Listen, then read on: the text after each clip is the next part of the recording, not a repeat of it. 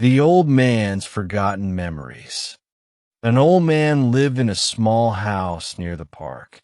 His hair was white and his eyes were soft and kind. Every morning, he walked slowly to a wooden bench under a big tree. He sat there for hours, watching the children play, the birds sing, and the wind move through the leaves. He smiled, but deep inside, he felt something was missing. He often forgot things. Sometimes he forgot where he put his keys. Sometimes he forgot what day it was. But the saddest part was that he forgot faces, names, and even his own past. His house was full of pictures. People in those pictures smiled at him, but he did not know who they were. He touched the frames and tried to remember, but his mind was empty. One day a young girl came to him. She had long brown hair and bright eyes full of hope. She sat beside him on the bench and held his hand. "Do you remember me?" she asked gently. The old man looked at her face. He wanted to say yes, but the truth was he did not know. The girl reached into a small bag and took out a book. It was old, with yellow pages and a leather cover. "This is your book," she said. "You wrote about your life." She opened a page and began to read. Her voice was soft and warm. The words were simple, but they carried deep meaning. As she read, the old man closed his eyes. He listened carefully. Some words felt familiar. A woman's laughter, a child's footsteps, a house by the sea. For a moment, memories flickered in his mind like small lights in the dark. He saw a young boy running on the beach. He saw hands holding his strong and full of love. But before he could hold on to them, they faded away like a dream. The girl smiled at him and continued reading. The old man did not remember everything, but something inside him felt warm. He did not feel alone, and for a little while he was not lost in his own mind. He was home. The next day, the old man sat on the same bench, waiting. He did not know what he was waiting for, but his heart felt lighter than before. The sun was warm, the air was fresh, and the sound of children laughing filled the park. He watched them run and play, their joy spreading like sunlight through the trees. Soon the young girl arrived. She wore a blue dress and carried the same book in her hands. She sat beside him and opened it. "I will read more today," she said. Her voice was gentle, full of patience. The old man nodded. He did not remember her name, but he remembered her kindness. She turned the pages slowly, letting her fingers rest on the words. "This is about your house," she said. "A small house near the sea, white walls, blue windows, and a garden full of roses." The old man closed his eyes. For a moment, he could smell the salt in the air. He could hear the waves crash against the rocks. A woman's voice called his name, but it was distant, like a whisper in the wind. The girl continued reading. She spoke of summer days, of long walks on the shore, of laughter around the table. "You had a son," she said softly. "You taught him how to fish. You held his hand when he was small, and later he held yours when you were tired." The old man's hands trembled.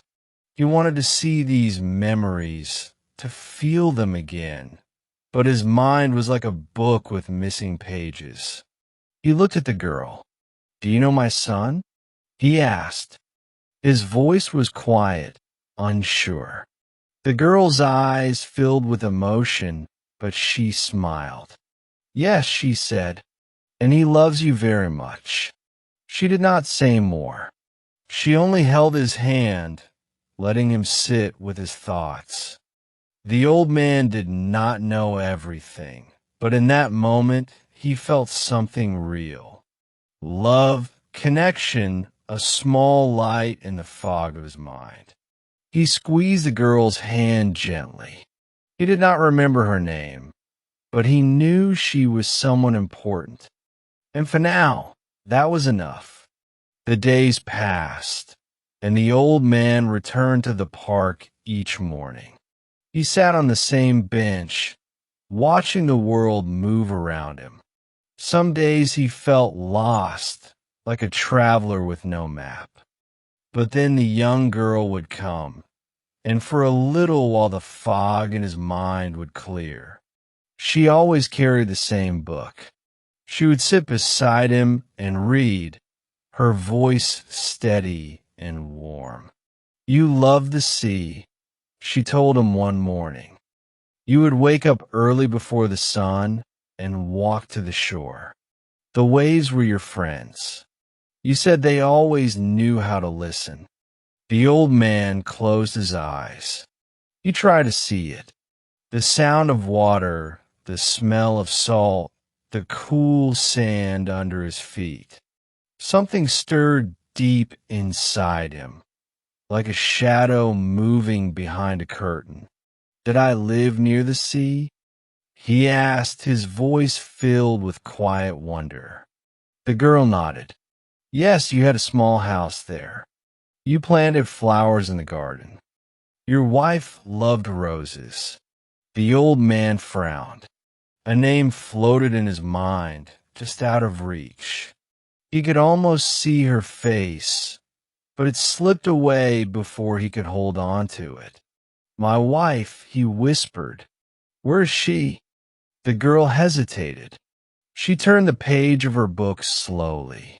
"She is not here," she said gently, "but she loved you very much. She wrote about you in her letters. She said you were the kindest man she had ever known." The old man felt something deep in his chest, an ache soft but strong. He did not remember the letters. He did not remember her, but he wished he could. "Was I happy?" he asked. The girl smiled.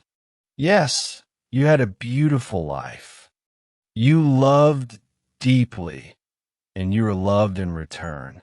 The old man looked at the sky. The sun was warm on his face. The past was a puzzle with missing pieces, but he was not alone. Someone remembered for him. Someone cared, and for now, that was enough. One afternoon, as the sun cast long shadows on the ground, the old man sat on his bench, his hands folded in his lap. The girl arrived, as she always did, carrying her book. She sat beside him without a word, flipping through the pages until she found the one she wanted. Then she began to read, her voice soft and steady. She spoke of a man who once built a wooden boat with his own hands. He painted it blue and white, like the sky and the clouds. The boat had a name carved into the side, but the letters had faded over time. The old man listened, his eyes fixed on the trees ahead. Something about the story felt familiar. He could almost feel the rough wood beneath his fingertips, smell the fresh paint in the air. He closed his eyes and tried to remember. A picture formed in his mind, blurry at first, then clearer. A younger man, strong and smiling, standing beside a small boat, the water sparkling behind him. The name of the boat. It was important, but it hovered just beyond his reach. He sighed, his shoulders sinking. The girl noticed. She placed her hand on his gently. "It's okay," she said. "Memories are like birds.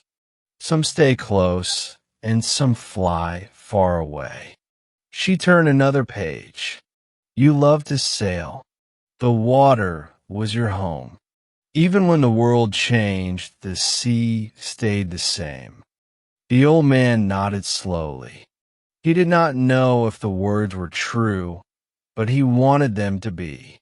He wanted to believe he had once sailed under the open sky, feeling the wind in his hair and the sun on his skin. "Did I teach someone to sail?" he asked after a moment. The girl smiled. "Yes, you taught many people. You said the ocean had lessons to give, and you wanted others to learn them too." A warmth spread in his chest. He liked the thought of that, passing something down, sharing something beautiful. He looked at the girl beside him. "Did I teach you?" The girl hesitated. She glanced down at the book in her hands, tracing the edges of the pages. "Not exactly," she said, "but in a way, you're still teaching me." The old man did not fully understand, but he did not press for answers. Some things he had learned were better left to unfold on their own. He looked up at the sky, watching as the first stars began to appear. Even when the night came, the stars always found their way back. The days passed, and the old man continued to sit on the same bench, watching the world move around him. He did not always remember why he was there or what he was waiting for, but he knew the feeling of the cool breeze on his skin, the sound of leaves rustling in the wind, and the warmth of the sun on his face. These small things made sense to him, even when his own thoughts did not. The girl still visited him every afternoon. She brought her book as always, but now she also brought other things. Old photographs, letters with faded ink, seashells that smelled of salt and wind. She placed them in his hands one by one, letting him hold them, feel them, study them. She did not ask him to remember. She only let him experience them in the present. One day, she brought something different. It was an old folded map with creases so deep they nearly split the paper. She opened it carefully and pointed to a small dot on the coastline. "This is where you lived," she said. "You used to tell stories about this place. You knew every street, every house, every boat in the harbor." The old man traced his fingers over the map. The lines and names looked strange, but something about the shape of the coastline felt right. He closed his eyes and tried to see it. The docks, the fishermen, the smell of the sea in the morning air. It was there, somewhere in his mind, like a song he once knew but could not quite sing.